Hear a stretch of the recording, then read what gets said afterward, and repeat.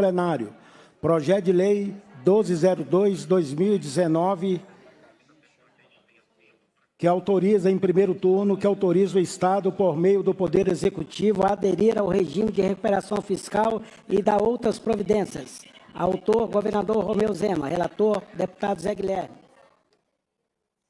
Sobre a mesa, requerimento 5.711/2023. Excelentíssimo senhor presidente da Comissão de Fiscalização Financeira e Orçamentária, a deputada que subscreve requer de Vossa Excelência, nos termos regimentais, seja submetida à votação nominal o requerimento para que seja retirado de pauta o PL 1202 de 2019 do governador Romeu Zema. Sala de Comissões, 21 de novembro, deputada Beatriz Cerqueira. Para encaminhar?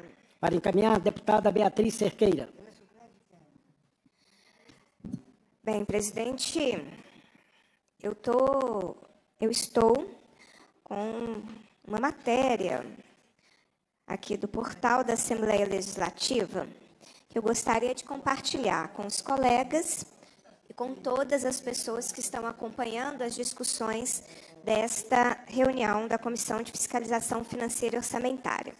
O título da matéria é: a LMG busca solução definitiva para a dívida de Minas Gerais.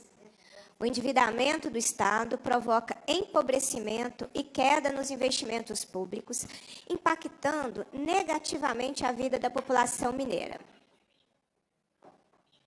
Aí aqui a gente tem uma foto em que está o presidente do Senado, Rodrigo Pacheco, o presidente da Assembleia Legislativa, deputado Tadeu Martins Leite, o ministro Alexandre Silveira e o presidente da República, Luiz Inácio Lula da Silva. O crédito da foto é do Stucker. E aqui vem o texto. A Assembleia Legislativa de Minas Gerais busca uma solução definitiva para a dívida do Estado. Atualmente, a opção em análise na Assembleia é o regime de recuperação fiscal. O detalhamento referente ao projeto de lei foi entregue pelo governador Zema em outubro deste ano. Nós estamos em novembro, então tem pouco mais de um mês que a Assembleia Legislativa tomou conhecimento, e, portanto, toda a sociedade, do conteúdo do plano de recuperação fiscal. Um mês é pouco tempo, né? Para os debates, para a compreensão de todos os aspectos.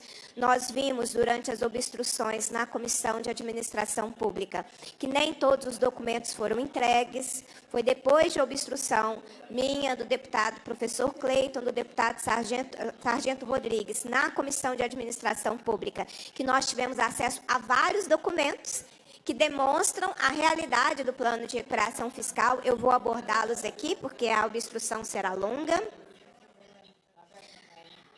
Vamos lá. A adesão a esse regime, que teria que ser feita até 20 de dezembro, implicaria a adoção de um teto de gastos de modo a conter o crescimento das despesas e a retomar o pagamento das parcelas da dívida do Estado com a União em valores reduzidos. A Assembleia Legislativa de Minas Gerais defende, com isso, uma discussão aprofundada sobre como resolver de forma definitiva a questão da dívida de Minas Gerais com a União. O projeto de lei 1202, nós já aprendemos que não é a solução definitiva para o pagamento da dívida de Minas com a União. Nós já aprendemos que o projeto de lei, ele aumentará, se nós aderirmos ao regime.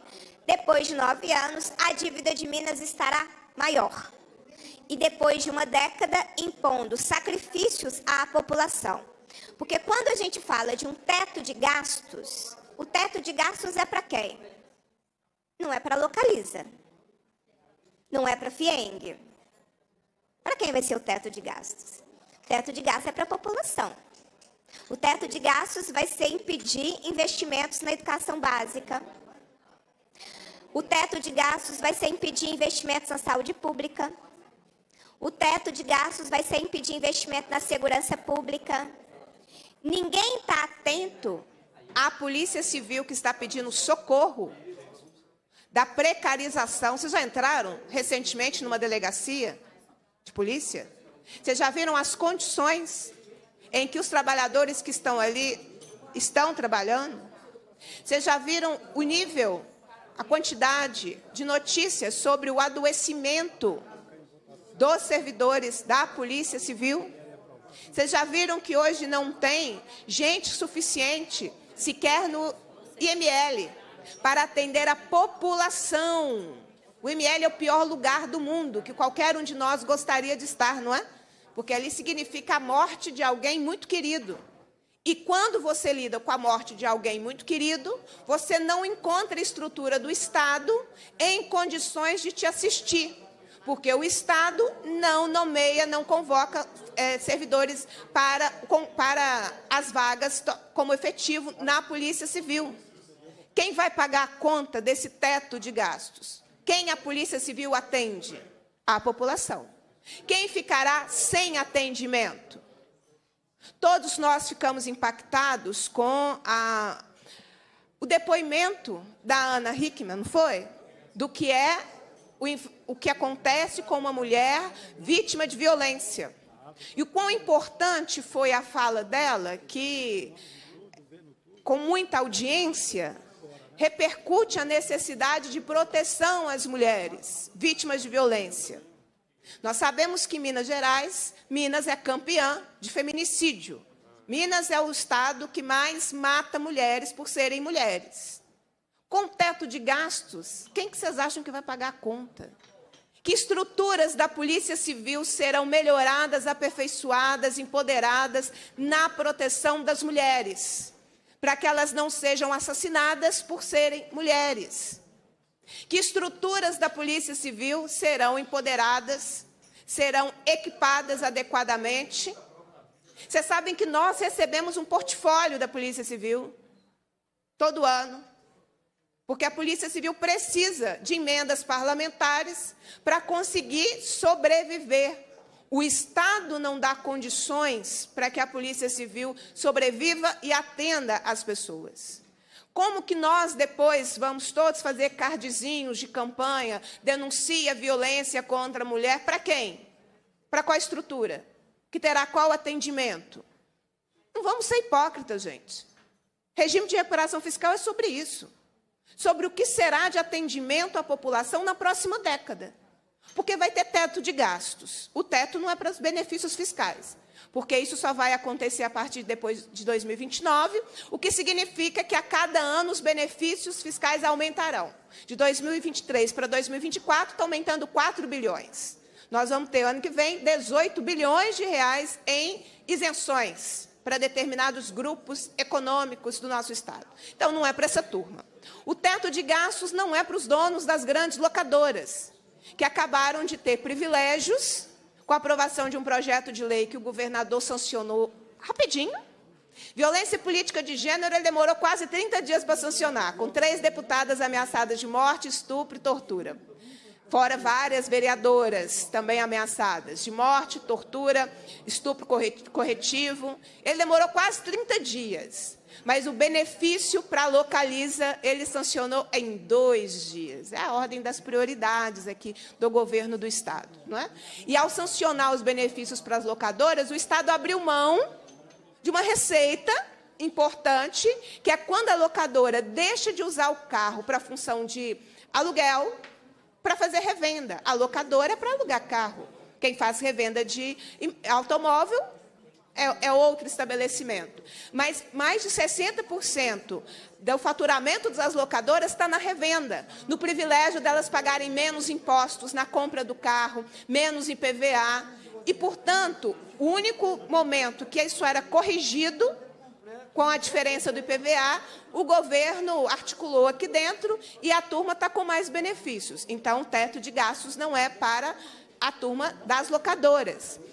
O teto de gastos é para a turma da FIENG? Não, porque hoje a SEMAD opera como um instrumento a serviço das grandes mineradoras do nosso Estado, que mineram legalmente, ilegalmente, tiram minério de dia, tiram minério de madrugada e fazem o que querem no nosso Estado. Destroem as nossas estradas, destroem as nossas estradas. Não é Itatiaia, inclusive, que está pontuando isso todos os dias, das consequências do transporte de minério nas nossas estradas e o que isso está acontecendo com a vida das pessoas.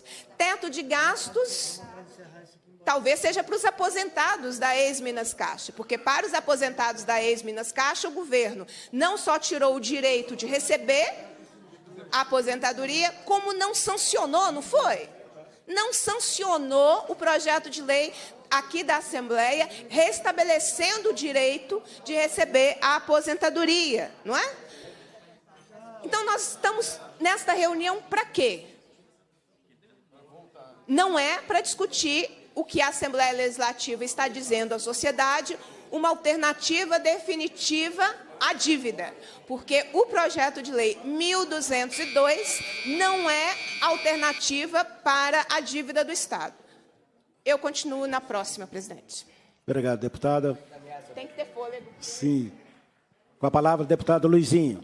Obrigado, senhor presidente. Por que que nós temos que adiar essa votação e aguardar o posicionamento que é público do governo do Estado com o governo federal, que quer resolver? O governo Lula quer resolver, o presidente do Senado, Rodrigo Pacheco, quer resolver, o Tadeuzinho, que está lá representando a Assembleia, quer resolver. Então, é claro que o óbvio, o razoável, seríamos esperar, aguardar a solução que vem de Brasília, porque aqui nós não temos, o governador não propôs nenhuma solução, assim, dizer aos servidores da educação, não há nenhuma proposta de recuperação do Estado, não há nenhuma proposta de recuperação da educação, da saúde, das rodovias. Ao contrário, o governador Zema, na nossa região, por exemplo, do sul de Minas, implantou,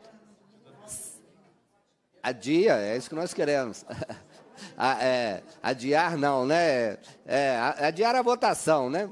É porque se nós aguardarmos, eu estou dizendo que não é para adiar, correto, mas o que nós estamos dizendo é assim, que virá certamente uma proposta do governo federal, e aí, claro, se houver uma proposta consensuada entre o governo federal, aí nós votaremos aqui a proposta que virá de Brasília.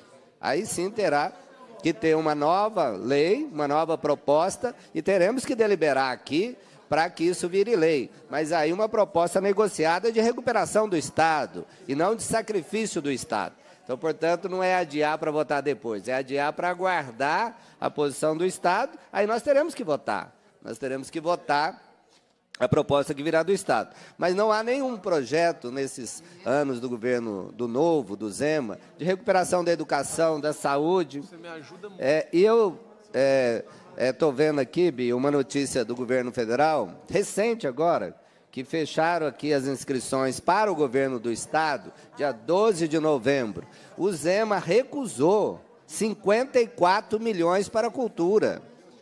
O governador Zema disse que não precisa. É só abrir o Estado de Minas, vocês vão ver aí que o governador Zema não quis os recursos para a cultura. Exatamente 54 milhões de reais dispensados. É bom lembrar também que vieram aqui a Minas 9 ministros e ministras de Estado. O governador Zema não respondeu nenhum, não recebeu nenhum. Suspendeu, sim. Suspender até aguardar, está mandando ali. Mas o governador Zema não recebeu nenhum ministro de Estado. Eu estive com, hoje, o indicado para o STF, o ministro Flávio Dino, esteve aqui trazendo recursos para o Estado e não foi recebido pelo governador Zema. Foi recebido pelo presidente da Assembleia e pelos deputados e deputadas. Então, há um desrespeito com nós do Estado de Minas Gerais, há um desgoverno, isso é uma provocação a nós políticos, é um assinte, dizer o seguinte, não estou nem aí com vocês, como que não faz relações institucionais de estadistas republicanas, receber aqui os ministros, ainda sabendo que o Estado de Minas deve ao governo federal. E o governo federal, no governo Zema, pagou, inclusive, empréstimos que o governo o governo federal era avalista. Então, as parcelas de empréstimos dos bancos, como BDMG, como BNDES, os empréstimos, nem isso foi pago.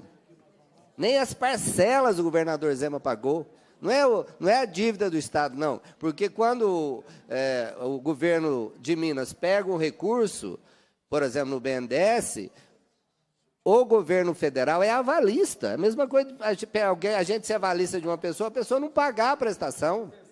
Nem as prestações foram pagas. Então, não houve, nesses anos do Novo, e outra coisa, uma burocratização do Estado. Criou mais burocracia. Fala que quer acabar com o Estado, substitui por burocracia. Uma dificuldade às escolas. Eu até apresentei um projeto de autonomia financeira e administrativa das escolas, que é um absurdo, só piora. Hoje, para uma diretora, para uma comunidade escolar, reformar uma quadra ou fazer um muro numa escola, ela não tem autonomia nenhuma, precisa ficar refém de um engenheiro que não tem engenheiro. Na minha região tem um engenheiro para 100 cidades, leva 2 anos para você conseguir o projeto, e a hora que chega o projeto, o dinheiro não dá mais. Igual a diretora de uma escola da minha cidade de Alfenas, ela falou, olha, agora que chegou o projeto, está tudo certo, as planilhas, depois de 2 anos, os problemas da escola são outros. Então, não houve nenhum avanço da melhoria da máquina pública, de repor funcionários, repor engenheiros, por exemplo, com relação à educação. Então, se perde o dinheiro por não aplicar, não consegue ser eficiente, não consegue ter uma administração eficiente.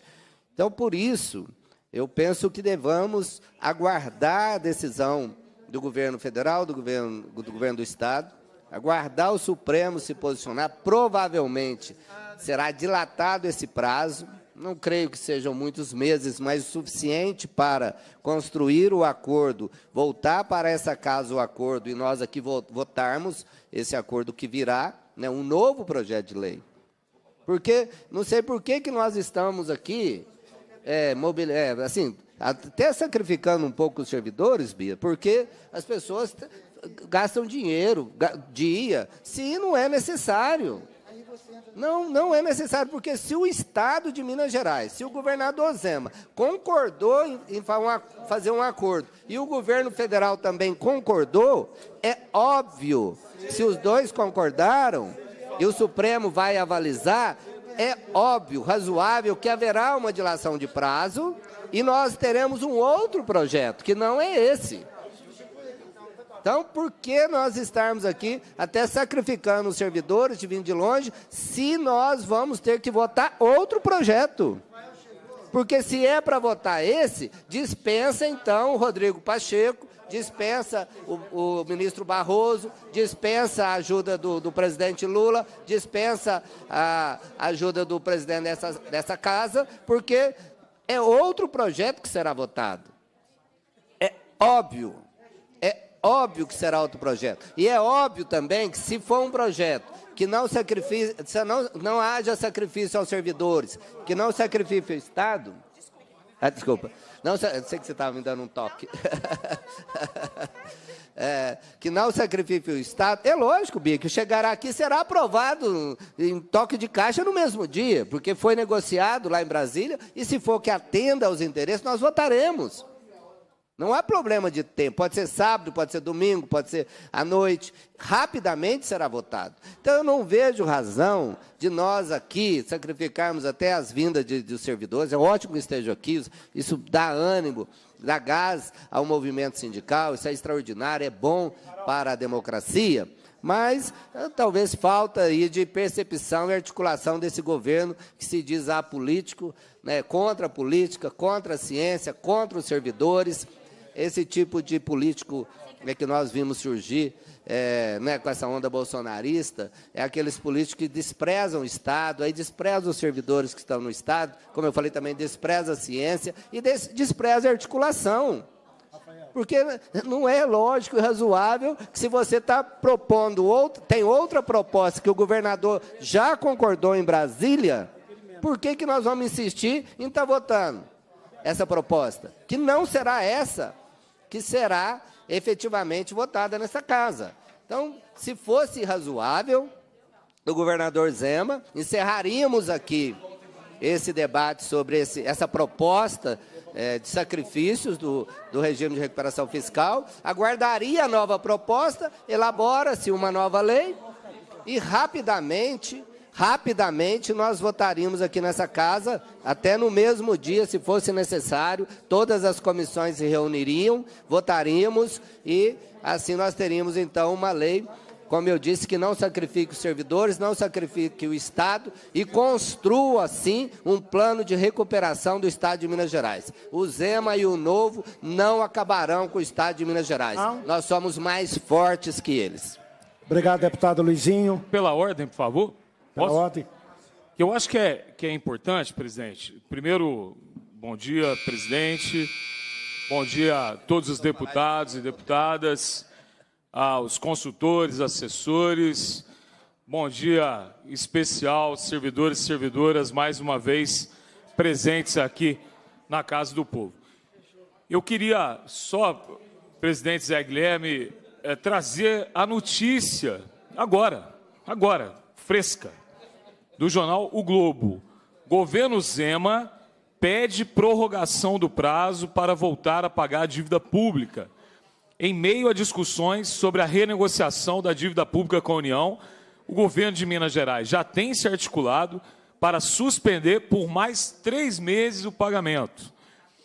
O vice-governador Matheus Simões confirmou ter acionado a Advocacia Geral da União com o objetivo que as duas partes acionem o Supremo Tribunal Federal pela prorrogação da liminar que expira no próximo dia 20 de dezembro.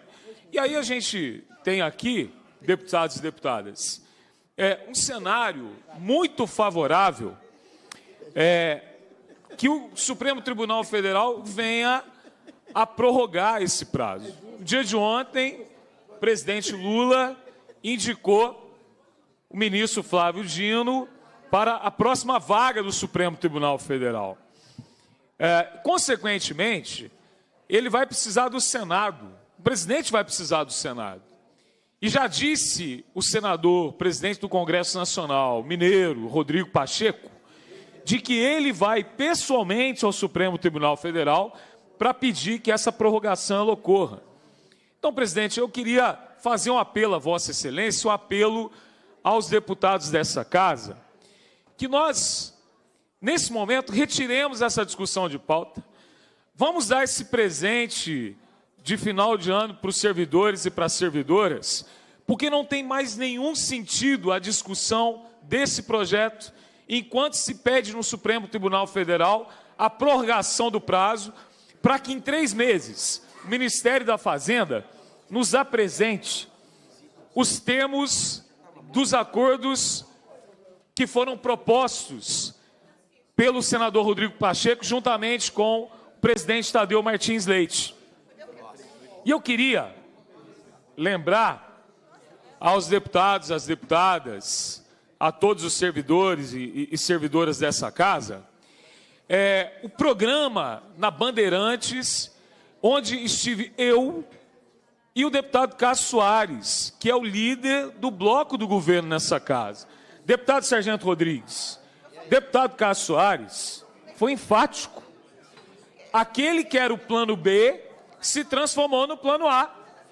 Aquele que era o plano B, palavras do líder do bloco do governo. Aquele que era o plano B se transformou no plano A, que é o plano apresentado pela Assembleia. Então não é mais esse plano aqui. Então, presidente, apelando a Vossa Excelência, aos demais deputados dessa comissão, já que nós recebemos essa notícia agora, o governador acabou de pedir a prorrogação do prazo, não tem mais sentido falarmos no plano que era o único e que nunca foi, porque nós temos um outro plano e agora o pedido de prorrogação de prazo. Obrigado, presidente. Em votação, o requerimento. Os deputados que aprovam o requerimento permaneçam como se encontram. Os que desejam rejeitar, se manifestem.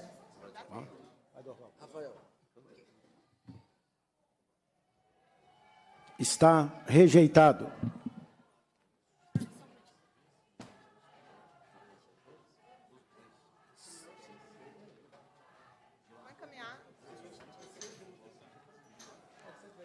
Deixo de receber o requerimento 5811, excelentíssimo senhor presidente da Comissão de Fiscalização Financeira Orçamentária. A reunião está suspensa por alguns minutos. Acompanhando aqui e vamos aproveitar a oportunidade e agradecer aqui quem está no chat ao vivo aqui do canal de Educação, acompanhando essa transmissão, né? Cleusa Mendes, tá? Pessoal, Leandro Martins, Sebastião Petronilho, Leandro Martins, um grande abraço para todos vocês. Está a Cleusa novamente aqui, pessoal, fazendo comentários. Professor J. Souza, o Analise, né, e a Bárbara Fonseca. Um grande abraço para vocês. Compartilhe esse vídeo com todo mundo. Começa aqui a transmissão, pessoal. De pauta do projeto de lei 1202 de 2019, governador Romeu Zema. Sala das Comissões, 20 de novembro, deputado Sargento Rodrigues. Deixo de receber o requerimento nos termos do artigo 173, segundo, uma vez que este deputado não é membro titular desta comissão. Requerimento. E corrigindo aqui, né, pessoal, Matheus Simões, lembrou aqui o Analise. Emily, obrigado, Analise. Um grande abraço para todos vocês aí, pessoal. Matheus Simões, ele que comentou sobre a questão do parcelamento, né, provável aí do salário dos servidores públicos do Estado, no caso do pagamento dessa dívida integral aí. Sala das Comissões, 20 de novembro, deputada Beatriz Cerqueira. Para encaminhar, presidente? Para encaminhar, deputada Beatriz Cerqueira. Vossa Excelência me empresta? Presidente, esse é o segundo requerimento de uma série de requerimentos de obstrução, de pedido de diligência, porque nós discordamos do projeto de lei 1202 finalizar sua tramitação na Comissão de Fiscalização Financeira e Orçamentária, que é a última comissão, e depois dessa comissão o projeto fica pronto para plenário. A pergunta mais importante do dia: o que o governador Romeu Zema quer? Resolver o problema da dívida de Minas com a União em definitivo, ou ele quer o regime de recuperação fiscal a qualquer custo? Acho que é a opção B. Considerando esta reunião, considerando que amanhã, às 10h30, já está convocada uma reunião extraordinária. Lembram das discussões sobre se convocarem reuniões extraordinárias? Foi convocada uma reunião extraordinária da Comissão de Administração Pública para esta quarta-feira, às 10h30 da manhã, com o projeto de lei complementar... 10h30, não é isso? Com o projeto de lei complementar 38 na pauta, que é o segundo projeto sobre a adesão de Minas Gerais à recuperação, ao regime de recuperação fiscal, e é o projeto do teto de investimentos por uma década. Se esse processo avança a tramitação aqui na Assembleia, em comissões em que a base do governo na casa é maioria, o recado do governo à sociedade é de que ele quer o regime a qualquer custo. Não quer negociar. Porque a questão do governador não é resolver a dívida de Minas com a União. A questão do governador é implementar no Estado a sua visão de Estado, que é o não Estado para a maioria das pessoas. É o Estado todo para as locadoras de carro, já falei sobre elas aqui na discussão anterior. É todo o Estado para as mineradoras, é todo o Estado para as OS que vão substituir a gestão pública das escolas, é todo o Estado para as OCIPs e OS que vão assumir as 13 unidades da rede FEMIG que o governador quer privatizar. Para esse povo, aliás, para essas pessoas, para esses grupos econômicos, é todo o Estado. E é um não Estado para a população. Então, você tem que acabar com o serviço público, porque, na visão dessa turma do Novo, essa turma do Novo acha que o problema na vida das pessoas é o Estado. e que é pelo mérito que você alcança as coisas. Então, se você, pelo mérito, você paga seu plano de saúde. Pelo mérito, você paga o boleto de uma escola privada. Se você não tem esse mérito, que não consegue pagar esses boletos, o problema é seu. Cada indivíduo que se cuide e que corra atrás do que não deve ser direito, mas deve ser mercadoria. E nós achávamos que até outro dia que esse debate estava restrito à saúde e educação. Não é só saúde e educação, segurança pública também, porque o governador avança com propostas de privatização na área da segurança pública. Então, essa reunião de hoje, a reunião convocada para amanhã, estão explicitando que o que o governador Zema quer é um modelo de Estado máximo para os seus amigos e nenhum Estado para a população. Porque é isso que é a adesão ao regime de recuperação fiscal. O regime de recuperação fiscal não resolve a questão da dívida do Estado. O regime de recuperação fiscal aumentará a dívida daqui a uma década, mas ao custo de menos policiais civis, menos policiais militares, menos bombeiros, menos professoras nas escolas estaduais, menos auxiliares de serviço, especialistas e diretoras de escola nas escolas, menos hospitais públicos, menos profissionais da área da saúde atendendo a população na saúde pública, sem Copasa, sem CEMIG, sem Gasmig, sem Codemig. Então, esse debate é sobre isso. E a insistência do governo em pautar e tentar vencer os requerimentos de obstrução aqui nessa comissão é a tentativa de deixar os projetos prontos para votação em plenário. Aí depois é a pressão para que esses projetos sejam pautados no plenário e avance o regime de recuperação fiscal. Nenhum esforço o governador e a sua equipe estão fazendo para as tratativas e negociações em Brasília. O que quer dizer que negociar a dívida de Minas com a União nunca foi uma opção do governador do Estado. A opção é esse modelo dentro do plano de recuperação fiscal que nós estamos enfrentando. Então, esse requerimento que eu apresentei é para que seja retirada de pauta o projeto de lei 1202 do governador, que é o projeto de lei original aí de adesão ao regime de recuperação fiscal. E no tempo que eu tenho, que cada vez que eu falar serão 10 minutos, nós vamos relembrar os impactos do projeto na vida das pessoas. Eu estou aqui com toda a documentação que nós conseguimos depois de muita obstrução na Comissão de Administração Pública. São documentos que analisam o plano de recuperação fiscal, analisam na Secretaria do Tesouro Nacional, na Procuradoria-Geral da Fazenda Nacional, demonstrando o que precisa ser feito para a adesão ao regime de recuperação fiscal. E eu vou trazer à memória o debate que nós já fizemos nas outras comissões, lembrando que a administração pública foram 8 ou 9 reuniões, não foi isso?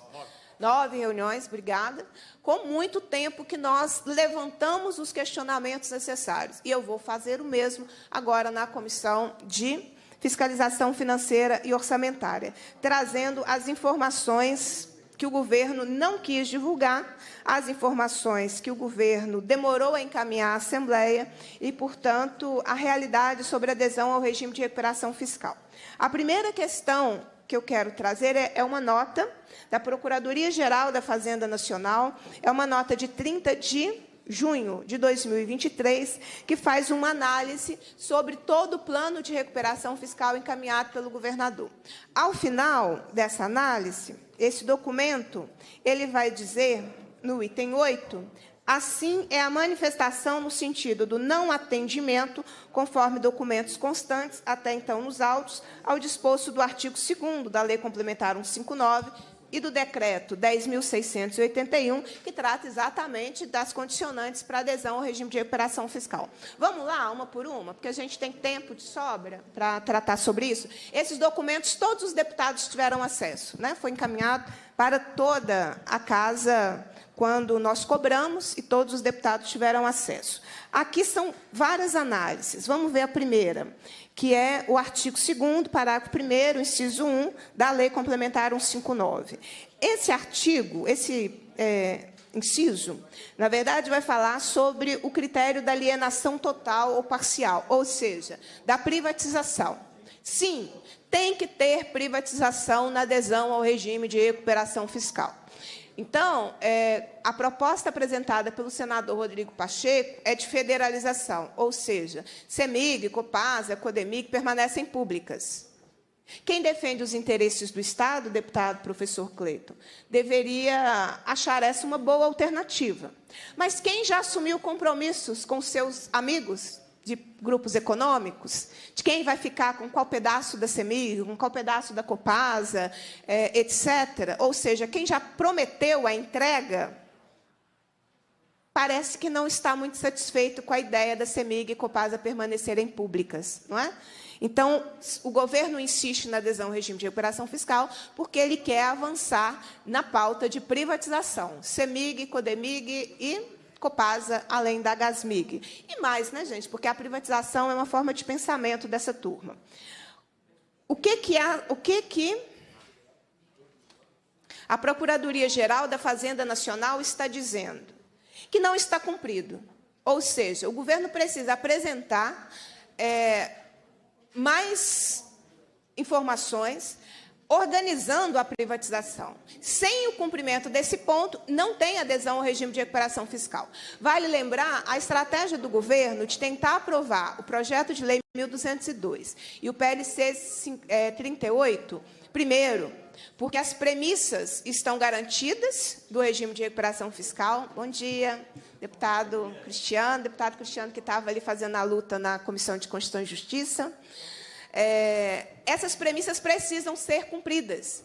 Mas o que nós observamos? O governo vai tratar do cumprimento como os colegas da base do governo estão dizendo, do remédio amargo, que a gente chama de veneno, mas eles acham que é só um remédio amargo, mas eles vão tratar desse amargo depois que Minas tiver autorização para aderir ao regime. Percebem como tem uma má-fé enorme nisso? Vamos aderir ao regime, ninguém vai ser impactado, ninguém vai ser prejudicado, está tudo bem.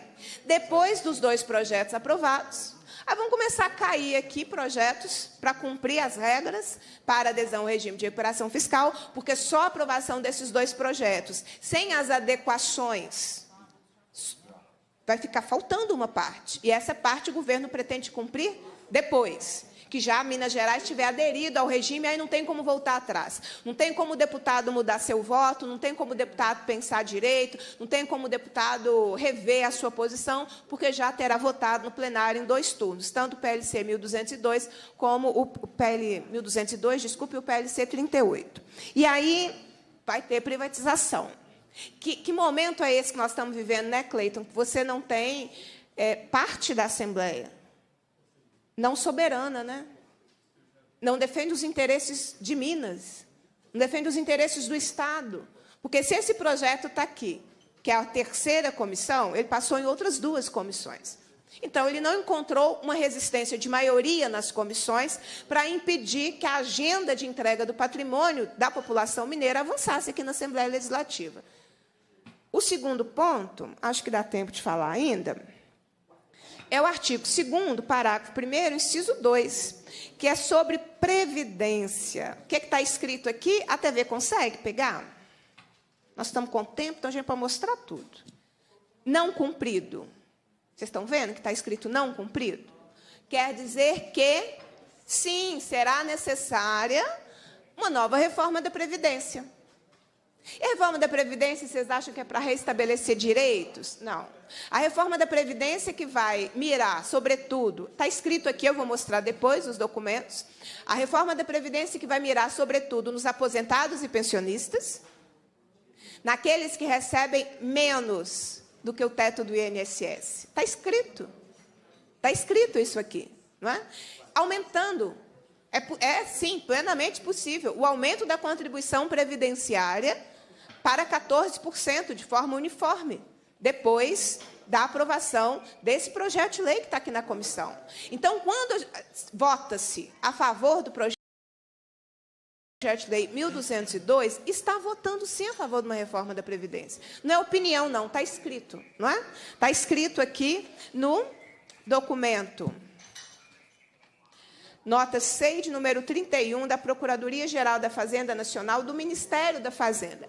pouca efetividade terá você receber o deputado na escola, que ele vai ter indicado uma emenda bacana, vai reformar a quadra, vai pintar a escola, e ferrou a vida do servidor. Retirou o mínimo de dignidade na aposentadoria desse servidor da educação, não é?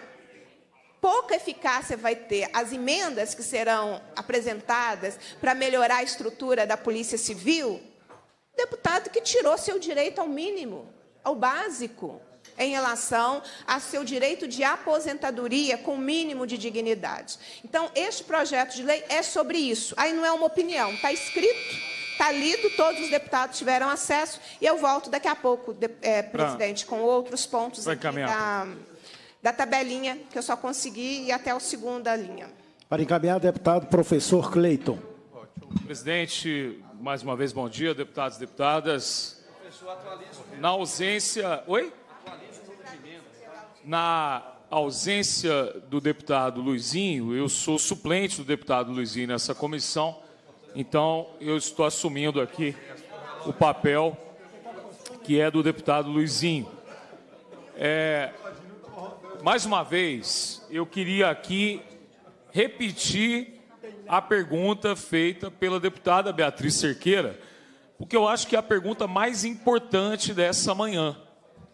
Por que que nós continuamos discutindo e debatendo esse projeto?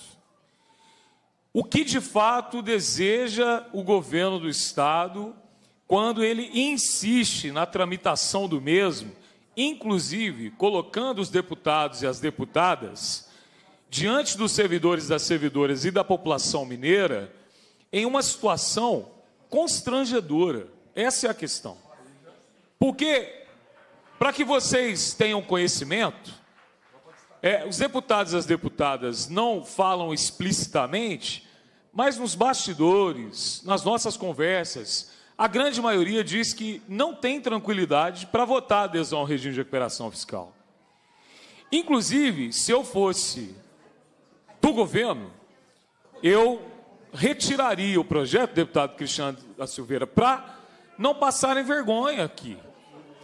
Ao saber que nós temos uma outra opção. E o mais grave, é importante, deputados e deputadas, nós fazemos aqui um debate que é essencialmente técnico, como propôs a deputada Beatriz Cerqueira nesse momento. Porque esse desgaste todo, que faz com que as pessoas venham do interior, que mobiliza-se as categorias do serviço público, os sindicatos, inclusive, gastando o que tem e o que não tem, para trazerem pessoas dos 4 cantos do Estado, algumas, inclusive, acampadas aqui na Assembleia, outras pessoas que vieram e estão dormindo até em casa de parente, para lá no final não dá em nada. Sabe por que não vai dar em nada? Porque, como nós já falamos várias vezes aqui, não é o governador Zema que vai sancionar, não é a Advocacia Geral do Estado que vai atestar se todos os trâmites e se todas as exigências jurídicas e burocráticas foram atendidas em um projeto, aliás, em um PL, uma lei complementar, melhor dizendo, nacional, que tem as suas exigências muito claras. Inclusive, é bom lembrar, e eu sempre lembro isso, deputados e deputadas, desde o dia 15 de dezembro do ano passado, nós estamos sob a égide desse regime aos olhos da Justiça. E aos olhos da Justiça, sobretudo da Procuradoria-Geral da Fazenda Nacional, o governo Zema já cometeu 4 infringências que são muito graves e muito sérias e que vão levar, deputado Cristiano Silveira, deputado Rafael, a esse regime não ser acatado, não ser aceito. Porque a Secretaria do Tesouro Nacional, para ela celebrar o regime, ela precisa do aval da Procuradoria-Geral da Fazenda Nacional. E nós já comunicamos à Procuradoria-Geral da Fazenda Nacional que o governo Zema infringiu uma regra simples que estabelece que ele deveria apresentar no plano 20% de redução das renúncias fiscais. E o que se fez foi o contrário, deputado Sargento Rodrigues. Aumentou as renúncias fiscais.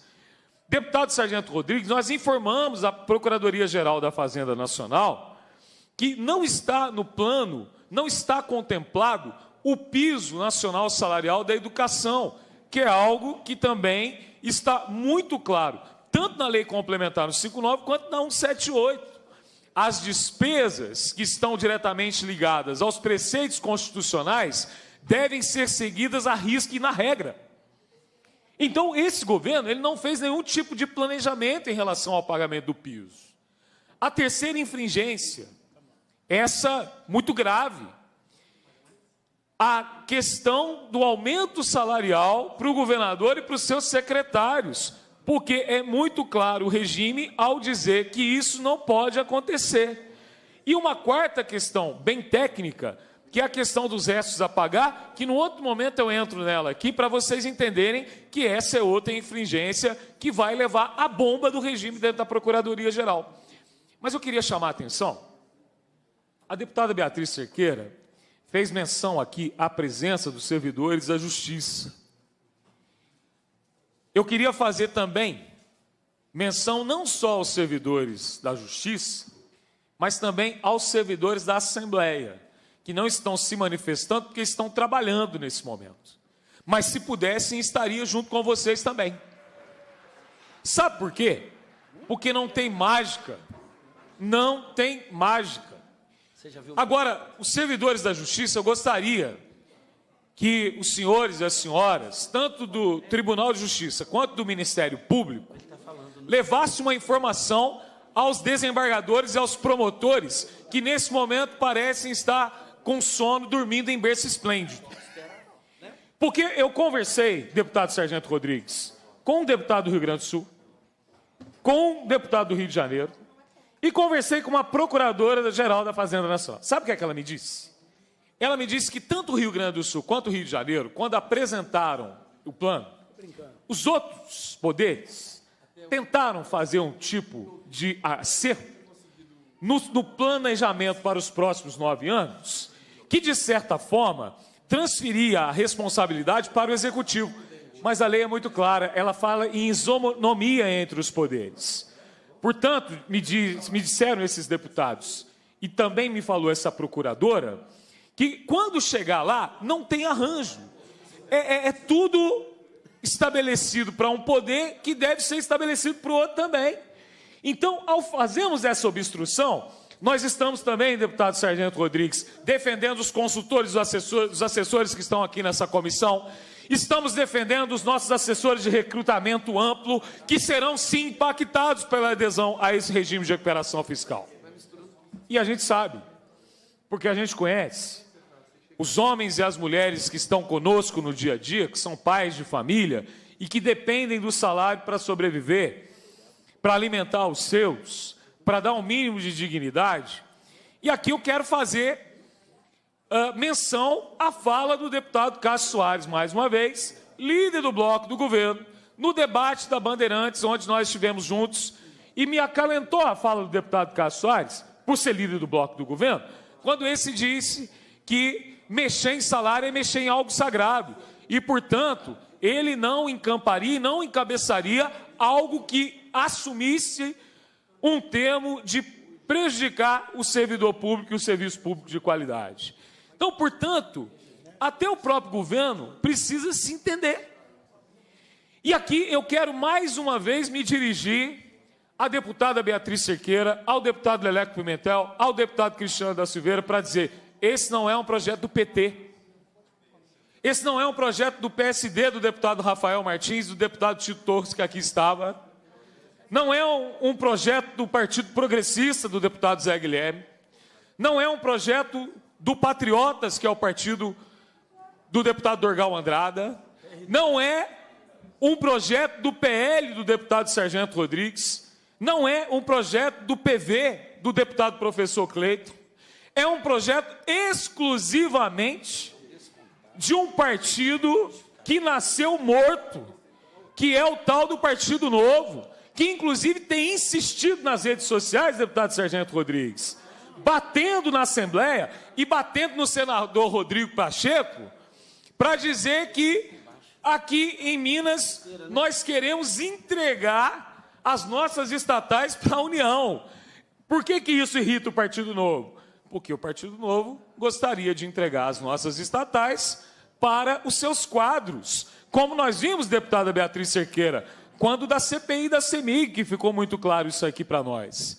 Portanto, como eu tenho dito sempre, Minas tem jeito. Minas tem jeito. E se o jeito para colocar Minas no seu devido lugar é nós promovemos aqui uma boa discussão e uma boa obstrução com o intuito de fazermos aqui a obstrução para que a gente tenha um tempo hábil do Supremo Tribunal Federal responder à provocação dessa manhã, nós o faremos. É por isso, deputado Zé Guilherme e demais deputados, que nós já chegamos aqui em 1.800 emendas, onde as mesmas citam todas as estradas de Minas e nós teremos o conhecimento qual cidade de Minas Gerais tem a PAI e qual não tem. Obrigado, presidente. Obrigado. Em votação, o requerimento. Os deputados que o aprovam permaneçam, os deputadas e os deputados que o aprovam permaneçam como se encontram. Os deputados que desejam rejeitar se manifestem.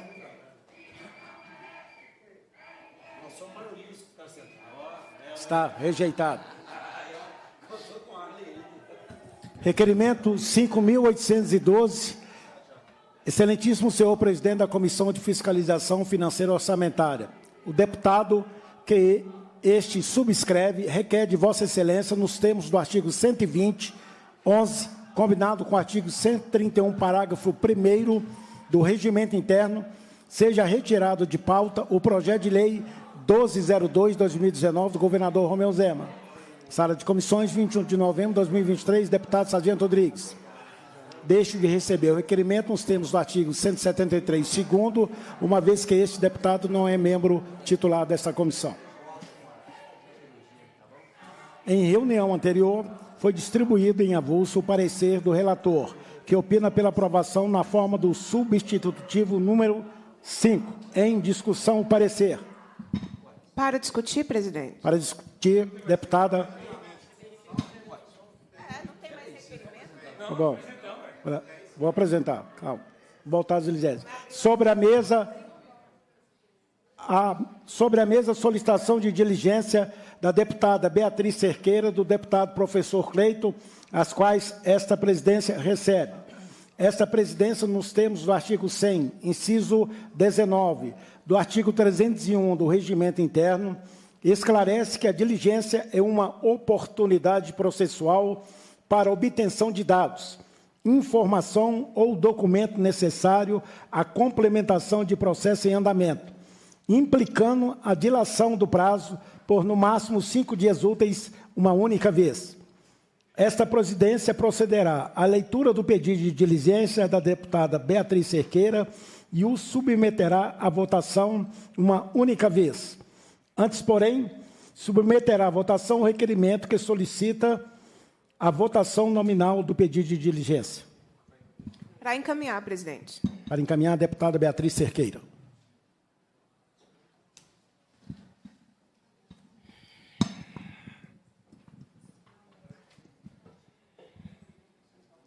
Eu não sei o que eu falo primeiro, deputado Zé Guilherme.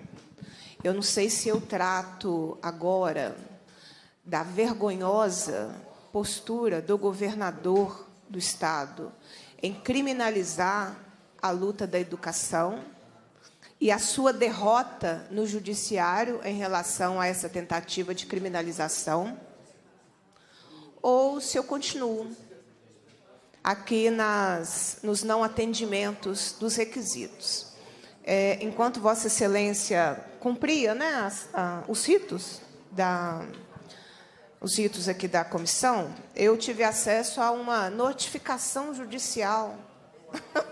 O governador tem tanto medo da educação, ele tem tanto medo da professora, da SB, que agora ele usa o judiciário para notificar a categoria. Que tragédia, gente.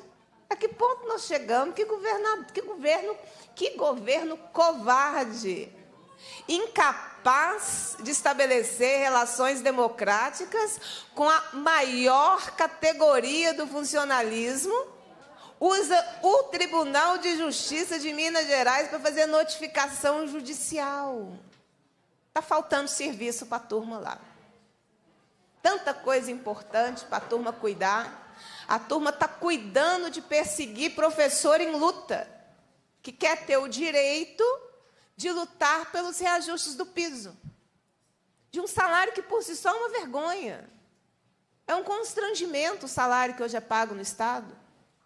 Mais constrangimento ainda, você tem um governador que foi ao judiciário para declarar inconstitucional uma merreca de piso. Vamos falar a verdade, porque o piso não é muito dinheiro. O piso salarial profissional nacional hoje no Brasil é baixo. Não está à altura da complexidade, da importância dos profissionais da educação. E nem esse piso, que ainda é baixo, o governo do Estado quer pagar aos profissionais da educação. E, não satisfeito, ele judicializa as suas relações com a categoria. A turma não tem vergonha, né? A turma do governo não tem vergonha da sua incapacidade do diálogo, aliás, da sua incapacidade de lidar com a diversidade. Vocês observam aqui, eu xinguei ou desrespeitei quantas vezes o deputado Zé Guilherme aqui? Nós estamos aqui desde que horas? 10h30? Tem 1h30 que nós estamos aqui. Quantas vezes eu desrespeitei Vossa Excelência, deputado? Deputada, Vossa Excelência. Nenhuma, né? Quantas vezes eu te desrespeitei? Nenhuma. Por que, em que pese nós estejamos... Eu mesmo pergunto, eu mesmo respondo. Em que pese nós estejamos em lugares opostos, isso não faz com que eu seja uma pessoa desrespeitosa com ele, e não faz com que ele seja uma pessoa desrespeitosa comigo. No dia da audiência que o governo veio aqui, não falou nada do plano de recuperação fiscal, eu era a última inscrita. Deputado Zé Guilherme poderia ter encerrado a reunião sem ter me dado a fala, porque o tempo regimental tinha acabado. Aqui são 4 horas de reunião de comissão ou audiência, prorrogáveis por mais 2 horas. Nós tínhamos vencido às 6 horas. Eu não tinha falado até aquele momento, nem eu e nem os sindicatos. O deputado poderia ter encerrado a reunião, poderia ter ido embora. Ele encerrou aquela reunião, ele abriu nova reunião, me dando o direito de fala, sabendo que eu ia discordar de tudo do governo. Mas me deu o direito de fala. Porque esse exercício aqui, ele é um exercício próprio da democracia. Ele é um exercício próprio do lugar de pensamentos diferentes, mas que tem a democracia como um pré-requisito para a existência, que é o parlamento. E eu poderia utilizar outros exemplos de deputados que são da base do governo, aos quais eu acabo dando muito trabalho, né, porque... Com o que a gente faz, e que mesmo sabendo de tudo isso, sabendo do conteúdo que eu traria, sabendo da discussão que eu faria, não me desrespeita. Porque isso é próprio da Casa Legislativa, isso é próprio da democracia. Então, há uma convivência com o pensamento diferente. Aqui, o deputado Zé Guilherme não quis me eliminar por eu pensar diferente dele. Ele respeita todos os meus 10 minutos, né? Cada vez são 10 minutos, vota, eu vou perder na votação, via de regra, até que a gente consiga convencer mais um colega aqui, nós estamos 4-3 nessa comissão, mas eu não sou desrespeitada. E eu estou pegando esse exemplo para mostrar como que o governo Zema é autoritário. Ele não dá conta de conviver com uma categoria que pensa diferente dele. E como ele não dá conta, ele precisa eliminá-la. E quando ele judicializa a relação dele com a educação, ele quer eliminar o pensamento. Ele quer tirar da educação o direito de pensar. Ele quer tirar o direito da educação de estar aqui hoje. É uma vergonha. Eu, na próxima, se não tiver aqui, eu vou pedir alguém para trazer lá do gabinete, eu quero ler a decisão do desembargador. Que não deu ao governo o direito de amordaçar a educação.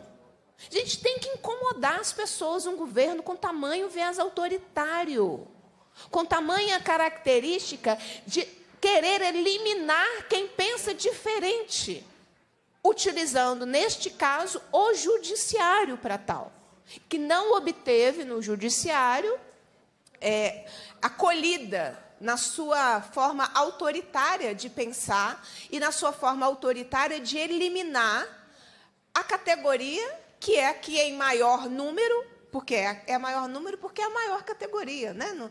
Em maior número, ocupa a Assembleia Legislativa há quanto tempo? Tem quase um mês, não é?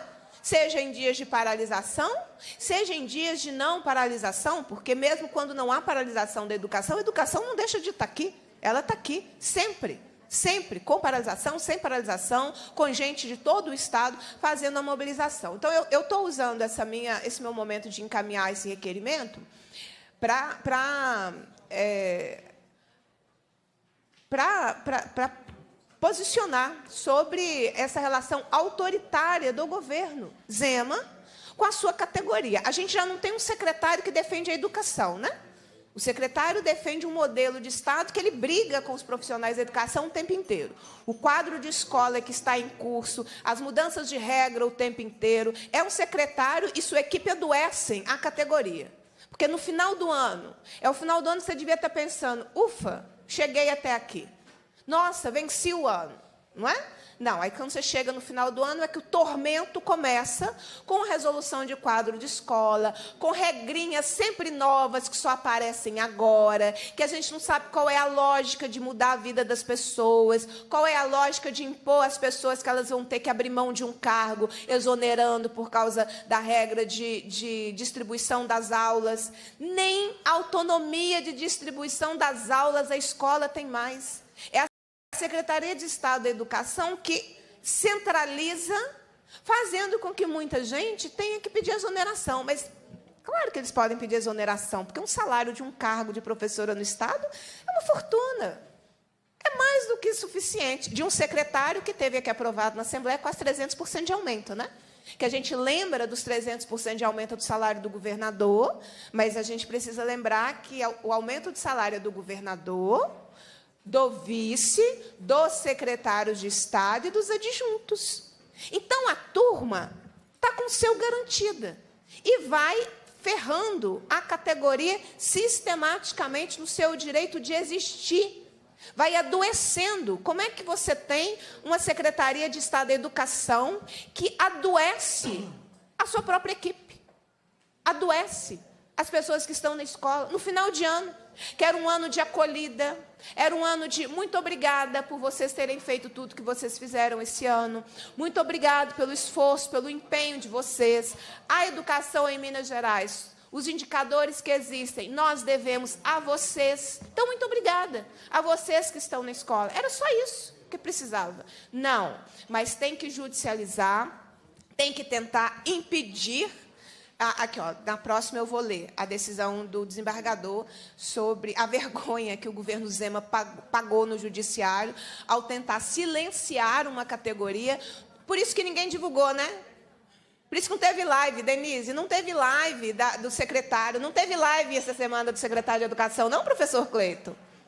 Você não sentiu falta de uma livezinha do secretário de Estado de Educação? Aí podia estar junto o secretário de Estado de Governo, que adora fazer lives também. Não teve live porque perdeu, né? Aí, quando perde no judiciário, fica em silêncio, como se não tivesse feito nada contra a categoria. Eu continuo depois, presidente. Para encaminhar, presidente. Para encaminhar, deputado professor Cleiton.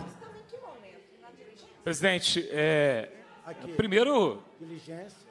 Depois de pedir nominal, e aí eu vou pôr em votação o adiamento da discussão. Vai suspender, presidente? Está suspendendo, não? Ah, desculpa. Bom, presidente, eu queria agradecer aqui, mais uma vez, a Vossa Excelência pela condução democrática dessa comissão. Eu acho que o que a deputada Beatriz Cerqueira disse é importante, porque a gente precisa... E aí eu me dirijo aos servidores e às servidoras, entender o processo democrático. Inclusive, o que nós estamos fazendo aqui ajuda os deputados que são do governo, porque os deputados que são do governo não estão tranquilos para votar o regime. que nós estamos fazendo aqui do processo de obstrução é até mesmo para trazer esperança para os deputados que aqui se encontram, de que daqui a pouco vem um telefonema para dizer, olha, vamos retirar de pauta, vamos esperar a decisão do Supremo, vamos todo mundo para casa, vamos almoçar tranquilamente hoje. Ontem, deputado Zé Guilherme, o menino lá, como é que chama? O que fez o gol? Me lembra aí o que fez o gol. O Robert me deixou dormir tranquilo. O Robert me deu uma boa noite de sono, Denise. Então, o que esses deputados também querem, todos nós e vocês, é uma boa noite de sono. Para que a gente não seja impactado no nosso emocional, porque não é fácil ficar aqui fazendo essa discussão, essa obstrução, deputado Leleco. Porque a gente sai ali, conversa com um servidor, com uma servidora, vem uma mãe de família, um pai de família, começa a relatar a sua situação, a gente enxerga no olho dessas pessoas, nos olhos dessas pessoas, melhor dizendo, o medo do que pode acontecer com as suas vidas caso esse fatídico regime ele passe aqui nessa casa. Mas eu queria dizer para vocês que, mesmo os deputados aqui que estão votando, estão com o coração intranquilo. Conheço bem, deputado Zé Guilherme, deputado Rafael, deputado Dorgal. Queria até fazer uma correção aqui da fala da deputada Beatriz. Aqui não é 4-3, nós acostumamos tanto com o Sargento Rodrigues nos ajudando, que aqui é 5-2. É 5-2 aqui, deputado, aqui nessa comissão. Mas nós temos deputados aqui nessa comissão comprometidos com a coisa pública e comprometidos com causas nobres. Deputado Zé Guilherme, por exemplo, que é uma das melhores pessoas que eu conheço aqui na Assembleia, tem uma causa muito nobre, que é a luta em relação à questão das pessoas com doenças raras. Inclusive, quando a gente vota contra o regime, é para votar contra elas mesmo.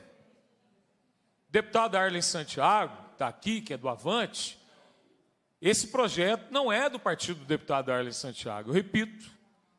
E deputado Arlen, deputados e deputadas, eu seria, servidores e servidoras, eu seria o primeiro deputado aqui a defender o regime se ele tivesse dado certo no Rio de Janeiro, se ele tivesse dado certo no Rio Grande do Sul. Se a gente olhasse para esses dois estados e visse o seguinte, olha, a dívida desses estados foi resolvida. Mas eu queria trazer uns dados aqui de um artigo que eu publiquei, deputado Leleco. Escrevi 2 artigos sobre o regime, 2019, 2020. E eu queria trazer alguns dados aqui sobre essa medida de austeridade, que alguns chamam de remédio amargo. Eu não chamo de remédio amargo, isso é um veneno. Veneno, doutor Arlen.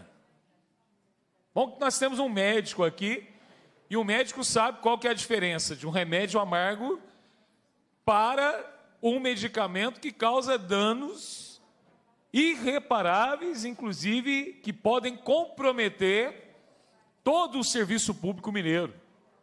Deputado Cristiano, veja só, no Rio de Janeiro, já no ano de 2017, tiveram que aprovar uma série de normas, diz aqui o artigo, tais como uma lei estadual. Veja só, o que aconteceu no Rio de Janeiro. O Rio teve que aprovar, para adesão ao regime de recuperação fiscal, uma lei estadual que aumentou as alíquotas de ICMS sobre energia elétrica, sobre cerveja, sobre cigarro, sobre refrigerantes. Estão lembrando o que aconteceu recentemente aqui, na questão do FEM? Teve que aprovar uma lei, a Lei 7268, que adotou as mesmas regras de previdência da União para servidores do Estado do Rio de Janeiro. Por isso que eu quero insistir naquilo que tem dito a deputada Beatriz Cerqueira, o alerta que ela tem feito. A adesão ao regime de recuperação fiscal, associada à lei do teto de gastos, obrigará a uma nova reforma da Previdência. Está aqui, gente, é lei. Ninguém está inventando. Vamos lá, continua. O Rio de Janeiro teve que diminuir em 10% os incentivos tributários e fiscais. Nós aumentamos, deputado Cristiano. Por isso que eu tenho alertado. Nós vamos votar, não estamos fazendo esse desgaste todo. A Procuradoria-Geral da Fazenda Nacional vai dizer à Secretaria do Tesouro Nacional: Minas Gerais não atende os requisitos básicos. Continua aqui. Olha aqui. No Rio de Janeiro, depois da adesão ao regime, para se adequar à lei complementar, o Rio de Janeiro teve que criar uma outra lei para autorizar a realização de leilões sob a forma de maior desconto para pagamentos às dívidas do Estado. Leilões. Leia-se privatizações. Leia-se sucateamento do ativo público, do patrimônio do povo do Rio de Janeiro. Mesmo elevando a alíquota de 11% para 14% de contribuição dos servidores públicos para a Previdência, a mesma alíquota, depois de adesão ao regime, foi aumentada também para os servidores inativos. Veja você, servidor inativo, que já está sofrendo com o impacto da reforma da Previdência aqui em Minas, e pasmem, deputados e deputadas, esses dias eu me encontrei com uma senhora, professora aposentada, que ela veio mostrar o contra-cheque e falou assim: ô professor, desde 2019 está tendo esse desconto aqui. Ela não sabia, Dantas, o que era esse desconto. Ela não sabia que a reforma da Previdência tinha impactado, inclusive diminuído o salário dela, porque criaram um desconto previdenciário para quem tinha contribuído a vida toda. Continua aqui. No Rio de Janeiro, deputado Sargento Rodrigues, olha aqui, ó, que diz o meu artigo. No Rio de Janeiro, as duas leis complementares deixaram muito claro que, uma vez a adesão ao regime, não se pode sair do regime. O que a gente tem escutado, deputado Sargento Rodrigues? Mentiras e mais mentiras. Inclusive do secretário da Fazenda, que diz que na hora que Minas quiser pode sair. Não pode, secretário. Parem de mentir. Parem de fazer lives. Parem de fazer podcast, enganando os servidores e as servidoras, porque aqui tem deputado e deputada que estudou esse regime, e vocês não vão nos enganar. Nem uma vírgula de prejuízo. Nem uma vírgula de prejuízo, não foi o que eu vi na Bandeirantes de alguém que hoje lidera um bloco do governo. Nem uma vírgula de prejuízo. Tá claro, continua aqui. Mas eu vou lá no final. Depois de tudo isso, o Rio de Janeiro, já no ano de 2021, que tinha uma dívida de 120 bilhões, passa a ter uma dívida de 145, que hoje já está em 160 bilhões. Para quê? Porque nós queremos resolver os problemas pessoais e particulares de um governador que tem se mostrado totalmente descompromissado com o Estado que ele governa, pensando exclusivamente no seu governo. E, de repente, a discussão desse regime ela está tão boa que alguns até saíram da sombra, dando entrevista em rádio, para falar que tem a solução. Inclusive, um dos responsáveis pela dívida contraída pelo Estado apareceu o Margarido, como se fosse o salvador da pátria. Obrigado, presidente. Obrigado, deputado. Em votação, requerimento. As deputadas e os deputados que o aprovam permaneçam como se encontram. Os deputados que desejam rejeitar se manifestem.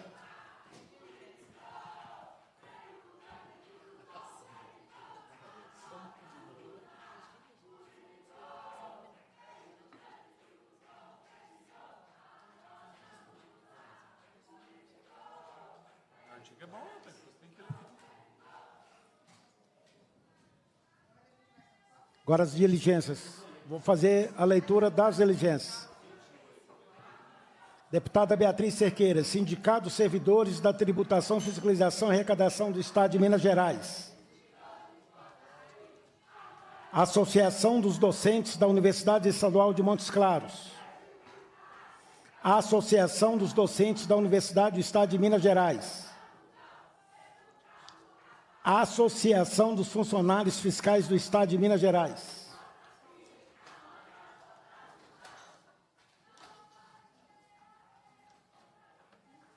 A Associação Sindical dos Trabalhadores em Hospitais do Estado de Minas Gerais. A Associação Mineira de Inspetores Escolares. Central Única dos Trabalhadores. Sindicato dos Servidores da Justiça da Segunda Instância do Estado de Minas Gerais. Sindicato dos Servidores da Justiça de Primeira Instância do Estado de Minas Gerais. Sindicato dos Trabalhadores do Serviço Público do Estado de Minas Gerais. Sindicato dos Escrivães de Polícia de Minas Gerais. Sindicato Único dos Trabalhadores da Saúde de Minas Gerais. Sindicato dos Servidores do Instituto de Previdência dos Servidores do Estado de Minas Gerais. Sindicato Único dos Trabalhadores em Educação do Estado de Minas Gerais. Sindicato dos Delegados de Polícia Civil no Estado de Minas Gerais. Sindicato dos Oficiais de Justiça Avaliadores do Estado de Minas Gerais. Sindicato dos Trabalhadores Públicos em Transportes e Obras Públicas do Estado de Minas Gerais. Sindicato Intermunicipal dos Trabalhadores da Indústria Energética de Minas Gerais. Sindicato dos Servidores do Meio Ambiente de Minas Gerais. Sindicato dos Servidores Públicos do Sistema Socioeducativo do Estado de Minas Gerais. Sindicato dos Profissionais Especialistas na Educação do Ensino Público de Minas Gerais. Sindicato dos Policiais Penais do Estado de Minas Gerais. A Associação do Sindicato dos Servidores do Ministério Público do Estado de Minas Gerais, do Rio de Janeiro. Confederação Brasileira dos Trabalhadores Policiais Civis. Sindicato dos Auditores Fiscais da Receita Estadual de Minas Gerais. A Associação dos Delegados de Polícia do Rio Grande do Sul. Sindicato dos Trabalhadores das Indústrias de Purificação e Distribuição de Água e em Serviço de Esgotos do Estado de Minas Gerais. Sindicato dos Servidores da Polícia Civil de Minas Gerais.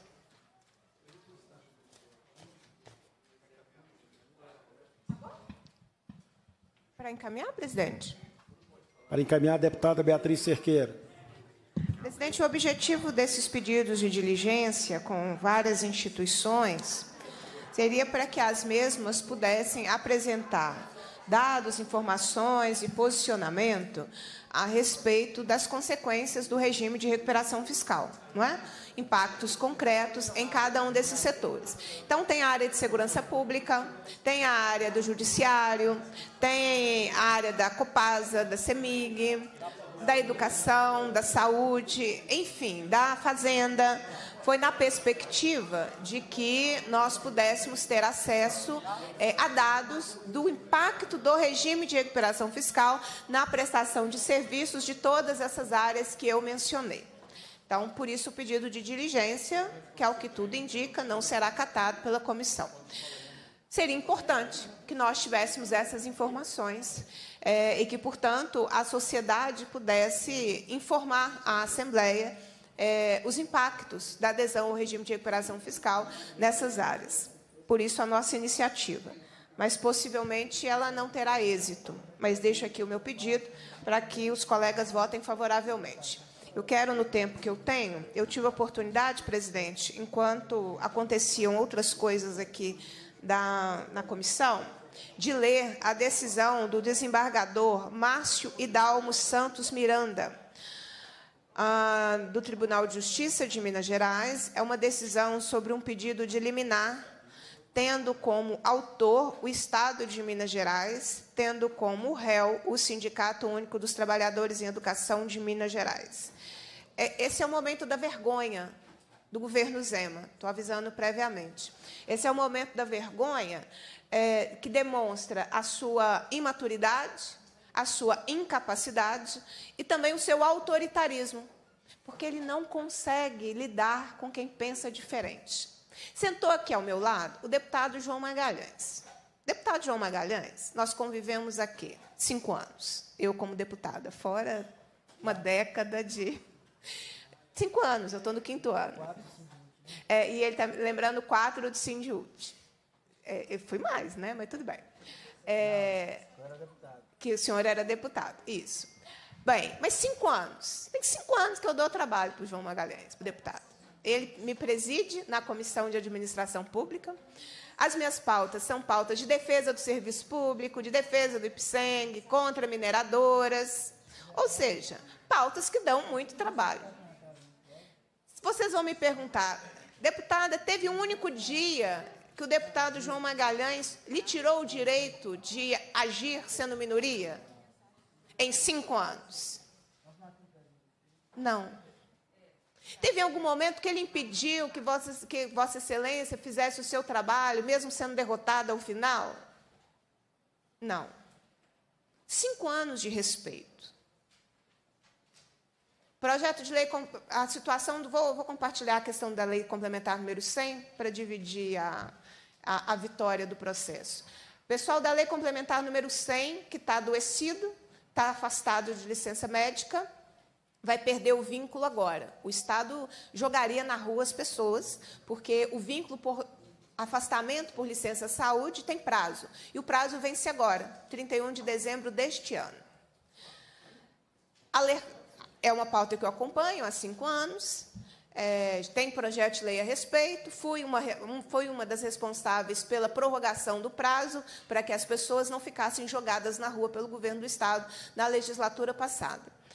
Quando nós vimos que o prazo ia vencer, eu procurei o deputado João Magalhães e falei, deputado, eu vou apresentar uma emenda no projeto de lei complementar 35, que estava na administração pública, para garantir esse direito. Aí ele falou, aguarda que eu vou olhar no governo. Eu aguardei, pouco tempo depois, ele me trouxe a devolutiva. Deputada, o governo está encaminhando, vai encaminhar para a Assembleia, a prorrogação do prazo vai ficar 2026, até 2026.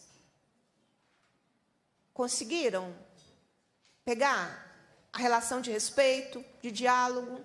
Quando ele não pode atender, ele também fala, não é possível, cada um faz seu papel, sua parte. Mas percebe como que numa relação de respeito, eu espero que o senhor me respeitar não retire da liderança. Né? Eu espero que seja um dado positivo respeitar a colega parlamentar aqui. Não é? Mas percebam que uma relação de respeito resolveu um problema, sem a gente ficar brigando, sem eu ficar marcando posição e perdendo, é a vida das pessoas que está em jogo, porque nós estamos falando de pessoas adoecidas que ficariam sem vínculo com o Estado. A situação será resolvida, o governo encaminhou uma emenda, um projeto de lei complementar. Para mim, ele sabe que a minha regra aqui não é protagonismo a todo custo, a minha regra aqui é resolver a vida de quem eu represento, resolvida, o protagonismo vai ficar com o governo, que vai ser a emenda dele, está resolvido. É sobre isso, gente, sobre a capacidade de conviver com pessoas que pensam muito diferente da gente, que nos derrotam na votação, mas que nós não queremos eliminar a outra pessoa. Nós não queremos eliminar o outro para que ele deixe de existir e traga o contraditório, e traga a diferença. Quantas vezes em reunião da administração pública, que eu sou maioria, via de regra eu vou perder, uma observação, a gente resolveu a vida de muita gente. O projeto de lei que trata sobre a questão das doenças que ensejam a isenção tributária. Meu olhar atento, o trabalho da nossa equipe, identificou que coisas poderiam ser resolvidas, porque senão as pessoas ficariam meses sem ter o direito à isenção tributária por estar com uma doença descrita, reconhecida nacionalmente. Detalhes do protocolo, detalhes relacionados, que num projeto de lei era detalhe, mas que na vida concreta das pessoas não era um detalhe, era a vida da pessoa. A pessoa está doente. A pessoa está doente. Com a doença, ela ainda enfrentaria toda uma burocracia do Estado para impedir que a pessoa tivesse acesso a um direito. Fizemos o debate na Comissão de Administração Pública, o deputado João Magalhães chamou uma reunião com todo mundo da comissão, com o governo, para a gente avançar nas mudanças necessárias.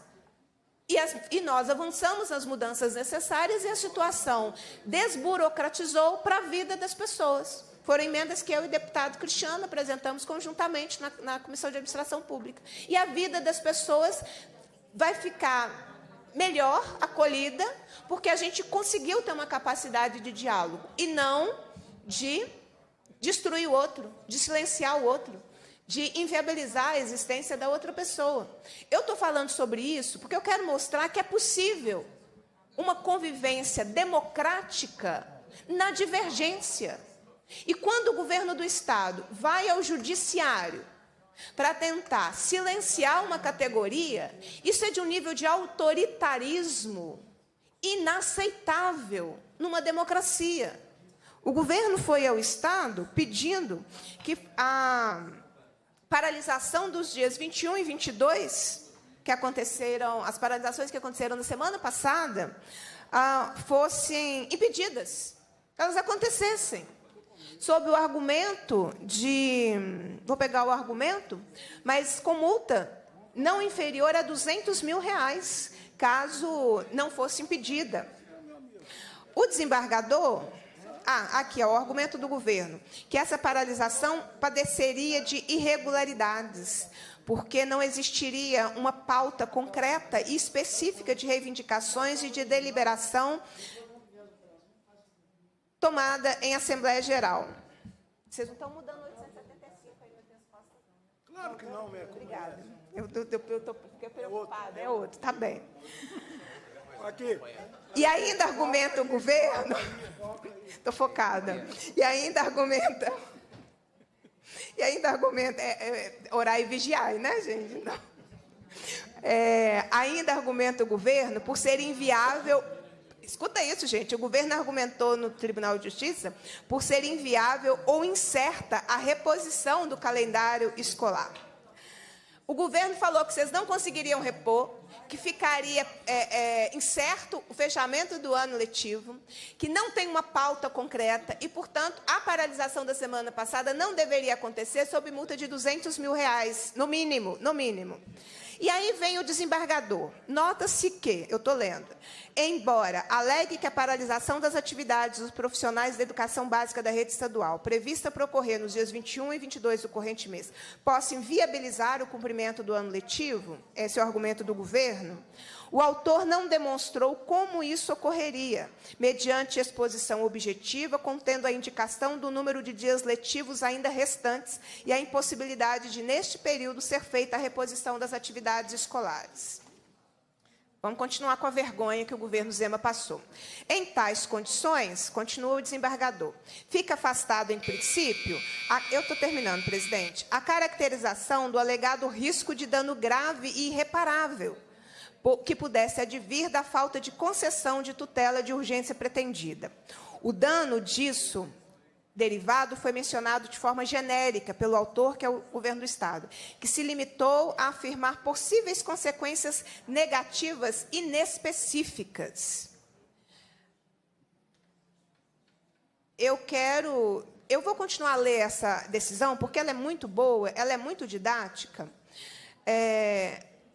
O desembargador, na sua decisão, que não acolhe os argumentos do Estado e diz que a insurreição da classe, como já dito, volta-se contra a possível adesão do Estado de Minas Gerais ao chamado regime de recuperação fiscal. O que, se ocorrer, poderá implicar, no entender dos representados pelo réu, que é o Sindiúti, a vedação futura de reajustes salariais e de qualquer outra vantagem remuneratória dos servidores públicos estaduais.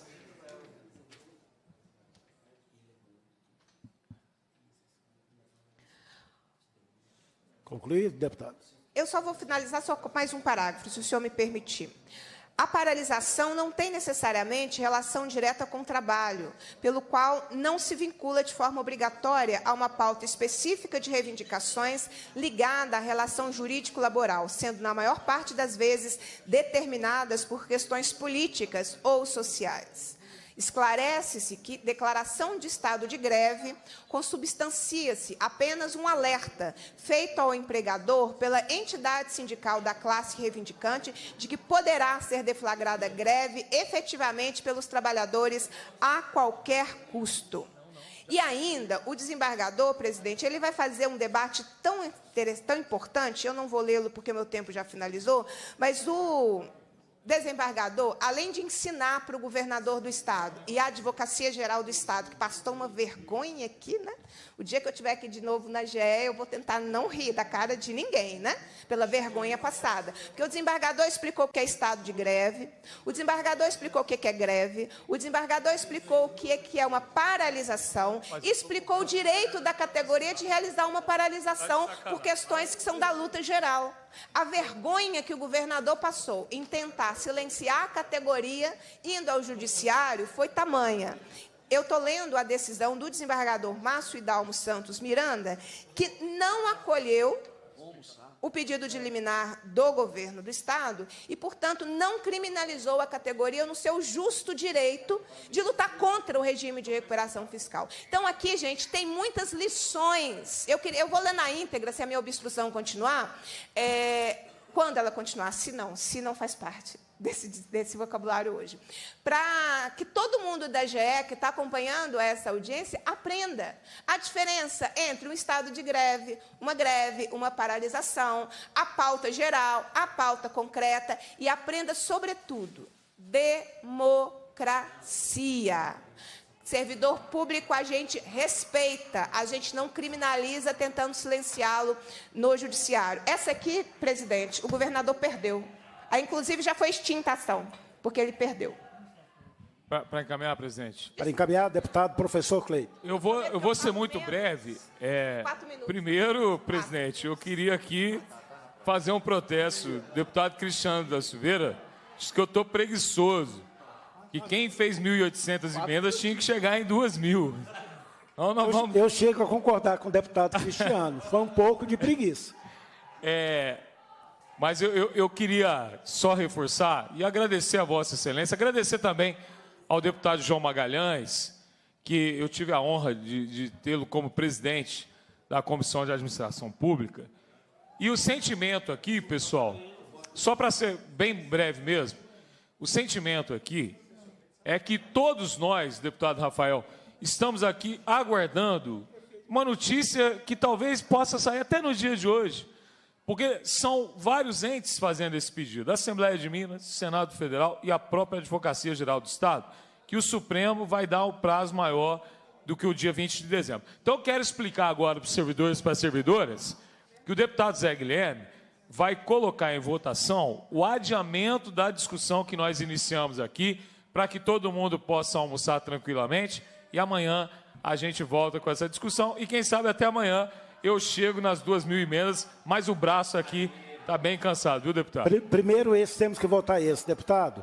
As deputadas e os deputados que aprovam permaneçam como se encontram. Os deputados que desejam rejeitar se manifestam. Eu desejo aprovar, né? O que o João está levantando ali? O João está levantando, professor Cleitinho. Você tem que retirar seu requerimento para a gente poder adiar. Sim, presidente, perfeitamente. Está retirado ali. É para colocar o adiamento. Agora vai ser o momento que todos nós vamos votar juntos. Até quem não vota vai votar. Todo mundo vai votar agora, eu vou ganhar. Vamos levantar também, viu? Declina, você levanta também. Pede para levantar, senão não ficar sentado. Vamos cuidar dos outros afazeres. Sargento está com fome. Você está no... Deixo de receber os requerimentos que solicitam diligências do deputado Sargento Rodrigues, nos termos do artigo 173, inciso 2º, do regimento, uma vez que não é membro titular da comissão. Não, mas o que ele vai embora? Cair lá aí, mas vai. Aí acrescente mais 10 minutos em cada ação, né? Aí tem que tirar?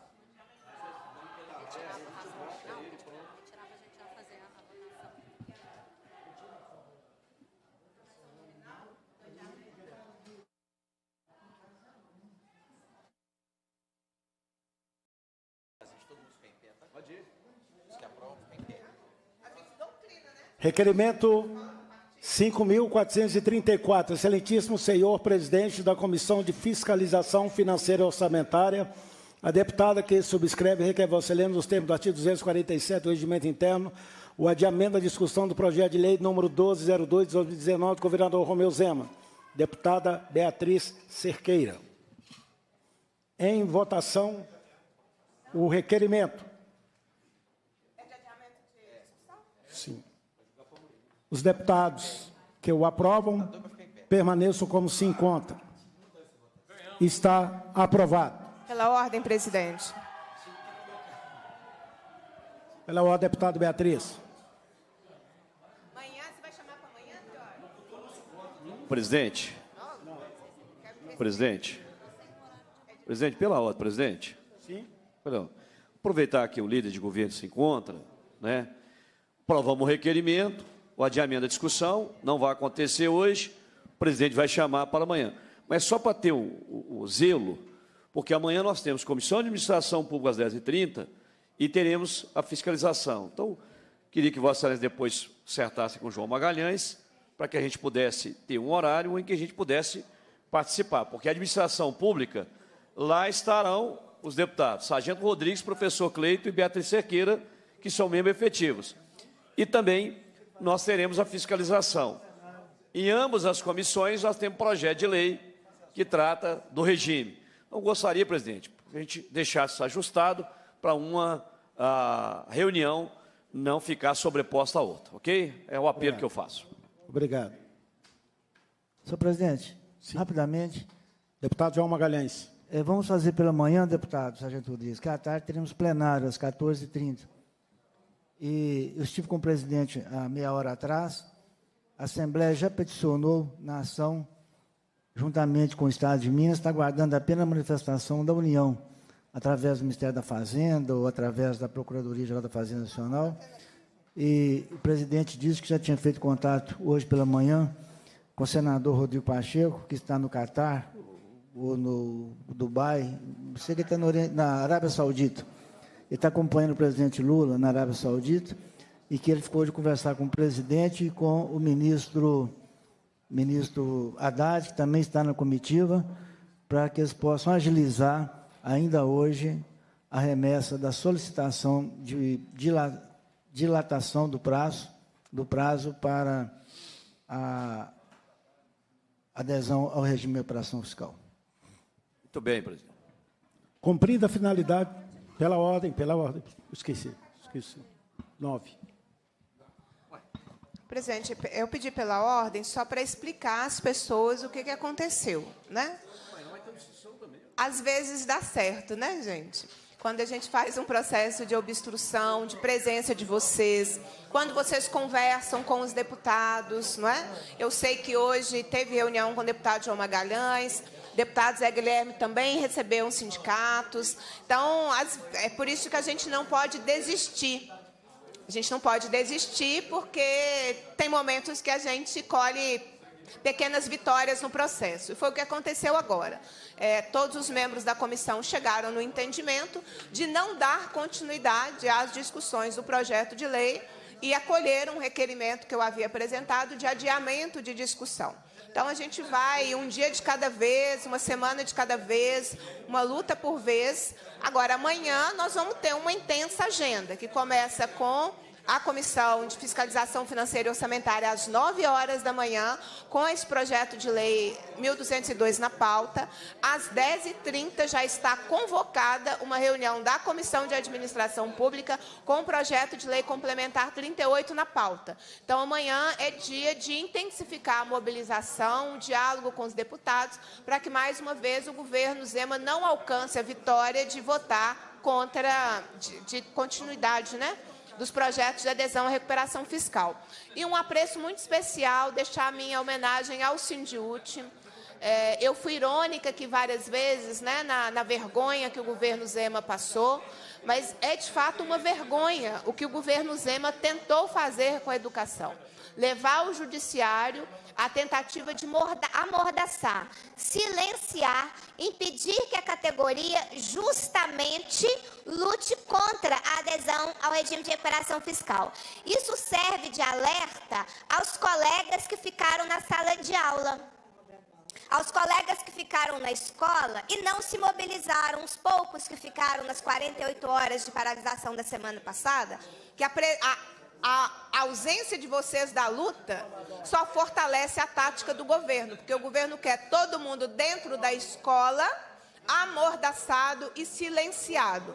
E cuidar e proteger o nosso sindicato é uma tarefa inerente à democracia, porque não tem trabalhador que lute por seus direitos sem um sindicato organizado. E o Sindiúti exerce um papel estratégico em Minas Gerais, no país, e merece o nosso respeito. Não essa criminalização absurda, grotesca, que o governo Zema tentou fazer. Então, parabéns ao Sindiúti, parabéns à categoria mobilizada e paralisada, parabéns a todas as categorias presentes, Sejusmig, Sindojus, Sinjus, Polícia Penal, Polícia Civil, delegados da Polícia Civil, pessoal do Sinfasfisco.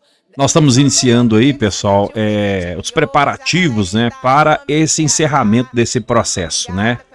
Veja bem, foi adiado para amanhã, continuaremos acompanhando aqui no canal da Educação. Agora, informação importante para todos vocês, que o Sindiúti, que é o sindicato que representa os trabalhadores da educação de Minas Gerais, enviou ofício ao secretário de Estado de Educação, Igor Avarenga, cobrando uma reunião urgente para exigir mudanças nas normas estabelecidas pela Resolução 4925, que define o quadro de pessoal das unidades de ensino da rede estadual para 2024. Olha, a resolução publicada em 14 de novembro de 2023, ela representa um ataque aos direitos dos servidores da educação e à qualidade do ensino público no estado. O texto apresenta dispositivos que reduzem drasticamente a quantidade de assistentes técnicos, os ATBs, e auxiliares de serviço nas escolas. Olha o comporta das escolas diminuindo aí, pessoal. Acompanha aí, hein?